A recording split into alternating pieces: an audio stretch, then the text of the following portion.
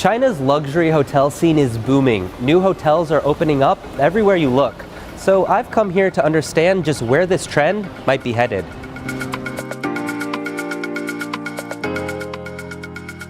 From the Bulgari Hotel in Shanghai to the Rosewood in Hong Kong, these luxury hotels are just the tip of the iceberg in China. I'm starting in Shanghai at 2 brand new 5-star hotels. Then I'm heading to Beijing to get inside this millennial-focused members-only club that is so much more than just a hotel. My luxury hotel experience ends in Hong Kong at this presidential suite 57 floors high, and you're not gonna believe the price tag per night. Join me as I bring you inside some of China's newest luxury hotels.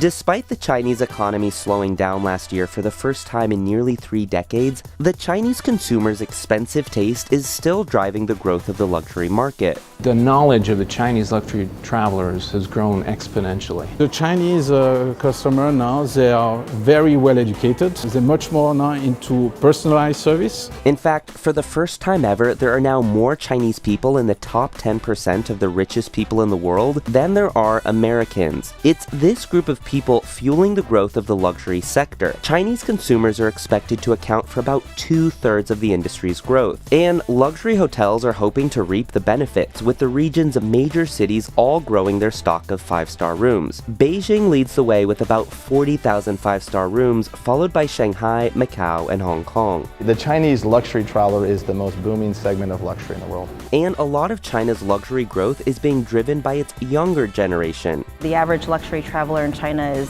33 years old versus 56 years old in the US. The Chinese millennial is a little bit more sophisticated. These young millennials have already seen the world.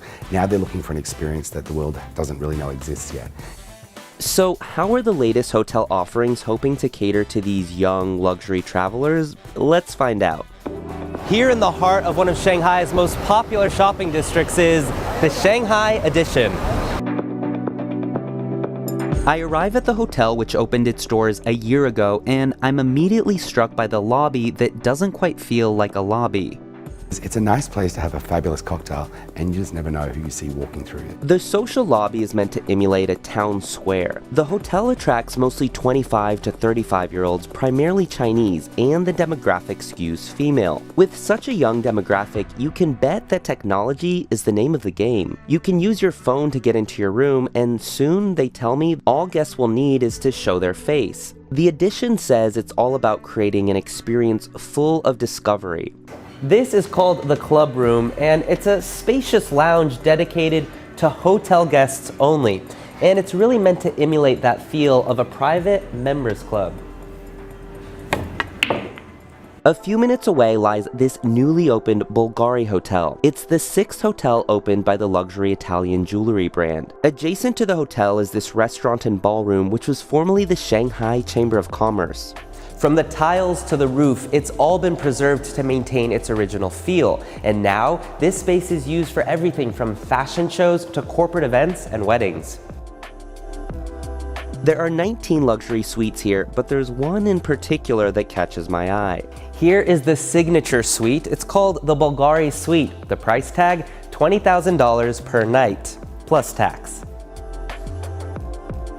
Next, I'm headed to Beijing, where I visit Chow. And don't call it just a hotel. Chow is a lifestyle brand for millennials.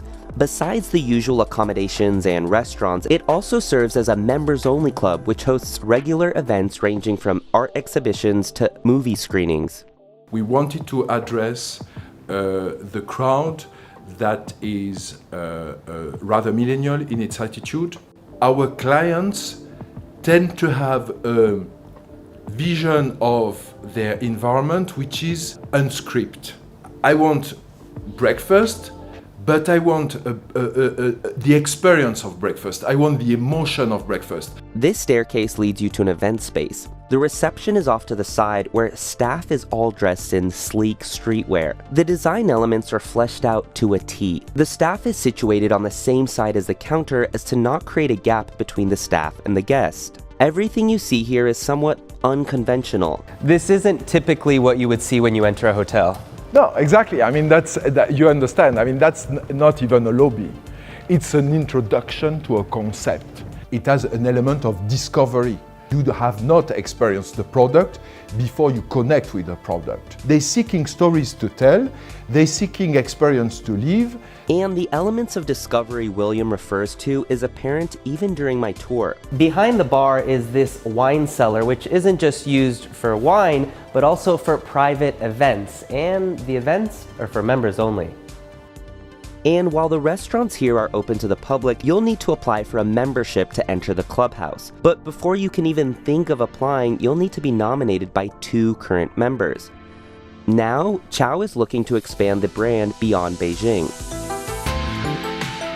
Finally, I end my luxury hotel tour in Hong Kong. I've come to the St. Regis in Hong Kong, which only opened several months ago. Now, when guests arrive here, instead of going to a front desk to check in, they're greeted by a butler who escorts them to their room.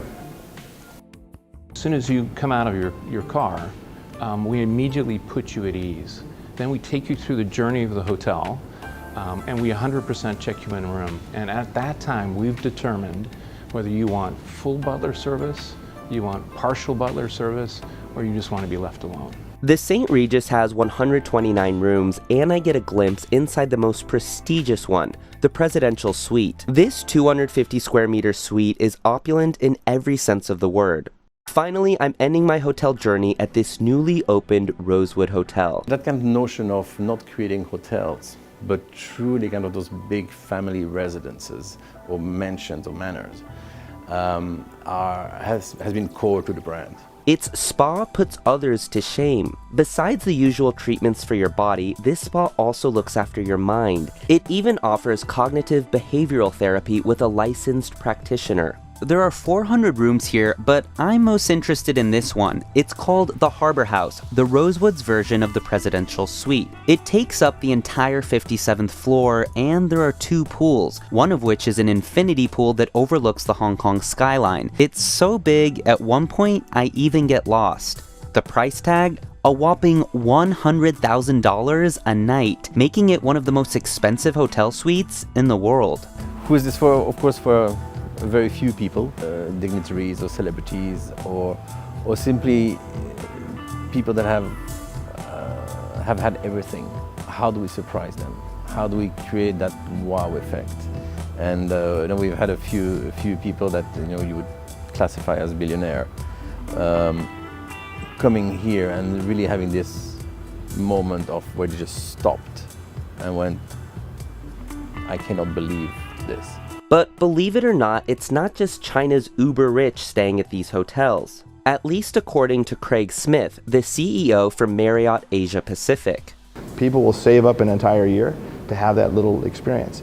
But in China, it's a multiplier effect. It's happening much faster and at a greater rate. And it's not just the domestic luxury players that are benefiting from China's booming middle class. Data suggests Chinese outbound tourists are growing at a rapid rate. In 2015, Chinese tourists took 117 million outbound trips. By 2020, that's expected to hit 160 million. It's not just in China, it's China outbound business.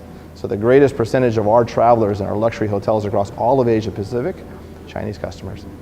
Hey guys, it's Upton. Thanks for watching. Check out more of our videos and let us know in the comments below which hotel did you like the best. While you're at it, subscribe to our channel and we'll see you next time.